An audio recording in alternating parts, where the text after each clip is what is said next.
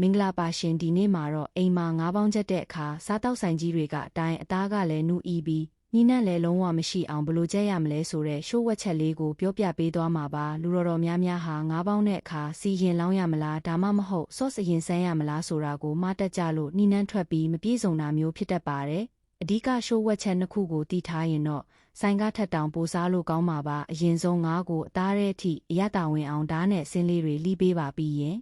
ရော့ရေထဲကိုကြက်သွန်မြိတ်ချင်းနဲ့စားတစုံထည့်ပြီးဂျင်းကြက်သွန်မြိတ်စားရည်လေးလုပ်ပေးရပါမယ်။အဲ့ဒီစားရည်ထဲမှာငါးကို10မိနစ်လောက်စိမ်ထားပေးပါဒီအဆင့်ကငါးရဲ့ညီနှန်းကိုပျောက်စေုံတင်မကပဲငါးသားကိုလည်းပိုပြီးလက်ဆက်နူးဤသွားစေပါတယ်။ဒုတိယရှိုးဝက်ချက်ကတော့ငါးကိုပေါင်းမဲ့ဆော့စီပြုတ်လုံနီးပါတဲအိုးတဲ့စီနေနဲ့ထည့်ပြီးဂျင်းကြက်သွန်မြိတ်နဲ့နန်းနံပင်ကိုအနက်မွေးလာတဲ့အထိအမီးအေးနဲ့လော်ပေးပါပြီးရင်တော့ငါးပေါင်းမင်းပြီးတစ်ခွက်ရေနှဲငယ်နဲ့အချိုတက်အတွက်တကြားနှဲငယ်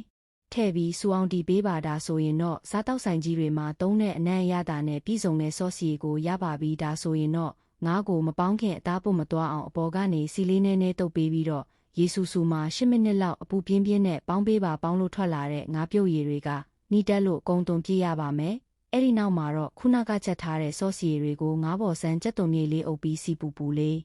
လောင်းထည့်လိုက်ရုံပါပဲဒါဆိုရင်တော့အိမ်သားအားလုံးအကြိုက်တွေ့မဲ့ရှယ်ငါးပေါင်းလေးကိုရရှိပါပြီရှင်